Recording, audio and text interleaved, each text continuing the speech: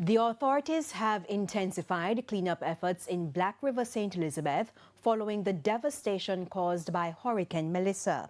When our news team visited the premises of the Black River Parish Court on Monday, heavy-duty equipment were seen being used to remove debris.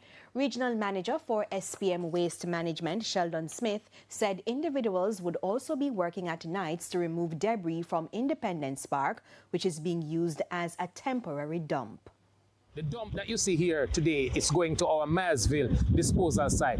We understand that the amount of debris, as the Prime Minister announced, over 480,000 truckloads, that size truckloads, that across the island that has to move. So what we had done at our disposal site, especially the one here in St. Elizabeth, we had created more space to accommodate this waste at the disposal site in Maysville.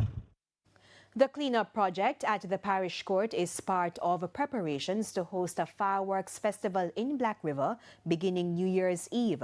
The event is organized by the Urban Development Corporation UDC. Damian Black, the UDC's Director of Corporate Security, spoke with TVJ News. We're going to be setting up this area here. We're going to ensure that it is safe.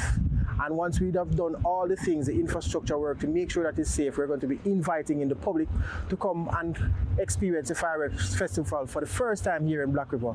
But most importantly, the thing that we want to do as UDC is to ensure that there is hope. The fireworks festival represents a certain level of hope that we will bring to the people of St. Elizabeth, Westmoreland and all the other surrounding parishes.